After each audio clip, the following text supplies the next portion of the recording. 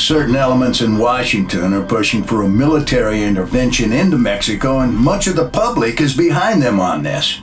But the Mexican government claims that such an action would be tantamount to a declaration of war. So the president is between a rock and a hard place here. He doesn't want war with Mexico. But then again, 7 federal agents are dead, and that simply can't stand. That's why this should be an FBI investigation. The DEA has compromised itself enough already. FBI? We've been investigating the Mendoza cartel for over a year now. Yeah, that's worked out well. Enough. This interagency bullshit has got to stop. That's why I brought in Assistant Deputy Director Shane Dixon. She created this task force, and she'll be running it.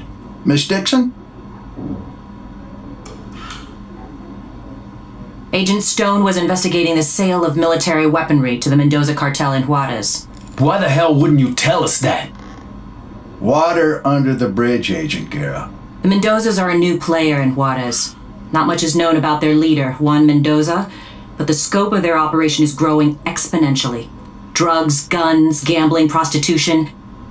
We've never seen a new cartel grab power so quickly. Which is why we think they may have infiltrated one or more of our federal law enforcement agency. That bombing was no accident. They knew exactly where and when to strike. And that's why neither the DEA nor the FBI are running this operation. We have a totally autonomous team. Miss Dixon, I have another meeting to get to. From this moment on, it's all up to you. Don't fuck it up. Let me introduce everyone. Special Agent Eddie Guerra joined the DEA soon after completing his tour of duty in Operation Desert Storm. He holds the record for the single largest drug seizure in Southern California history. He's also the only DEA agent involved in the investigation who managed to survive the bombing. FBI Special Agent Kimberly Evans, the youngest agent ever to win the FBI Medal for Meritorious Achievement. She single-handedly apprehended a serial killer who had murdered 32 women and in the process saved the life of his last victim. I brought her into the task force because of her ties to Los Angeles criminal gangs connected to the cartel. So you're in charge overall, but who's in charge on the street? Detective Benjamin McCall. He's with LAPD's Robbery Homicide Division. A 30-year veteran, he is a 2-time winner of the Medal of Valor. A homicide detective? With all due respect, ma'am, isn't this a little out of his jurisdiction? Not at all.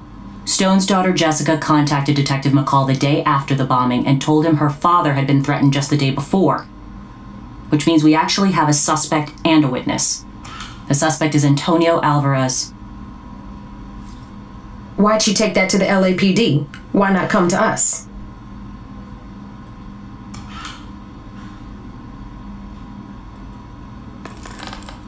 That's why. That's right, Agent Guerra. They all served together in Vietnam. McCall knows them both. So 2 became cops, and 1 became a crook. Worse than that. He's an asshole. Agent Evans, Agent Guerra, I'd like you to meet Detective McCall. You'll have whatever you need as far as resources. But in terms of manpower, you're on your own. No backup from federal agencies. We don't know who we can trust, so you'll only report to me. You're going to hit the Mendoza cartel as hard as humanly possible.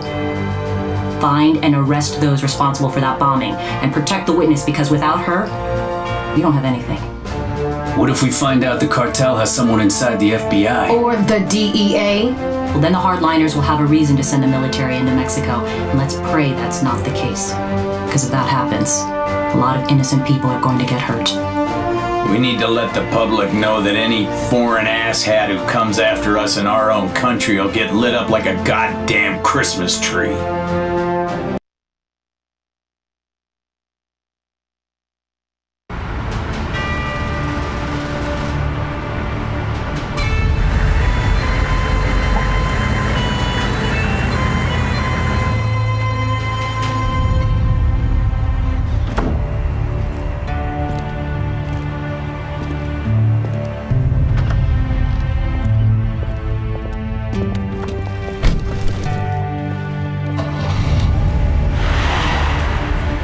To say goodbye to him. Please. We can't take the risk, mija. It's too dangerous. What do you remember from your father's conversation with Alvarez? They were arguing. He was yelling about some $50 million deal. As soon as they saw me, they went silent. And then Alvarez started threatening him. Was he intimidating or bribing him? Either or. Gold or lead. Oro o la chingada. What case was Stone working on exactly? The cartel is buying military-grade weaponry, grenade launchers, anti-tank rockets, night vision goggles. Stone was trying to find their supplier. For 50 mil, they can buy a fucking Abrams tank. Alvarez is probably the middleman. So you have no idea who the supplier is? Nope. Then the deal's probably already done, darling. Maybe not. Araña recently flooded the city with a shitload of new product, eh? Araña? They moving out of East LA? Up and out, chica. They distribute for the cartel. Maybe Mendoza's trying to make a little extra cash for that big weapons buy. I hear they're even selling their shit to the rolling 50s. Well, if that's true, then maybe what we need to do is throw a wrench into the operation and fuck things up. If the major players get pissed enough, they might show themselves. Hell, we might even find the pendejo who planted that goddamn bomb. You okay, Jess? Please, just let me say goodbye to him.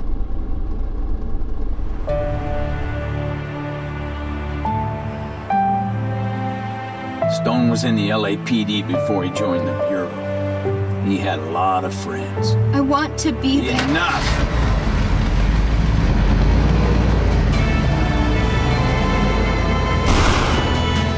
Where are you taking me? Somewhere safe. Are you staying with me?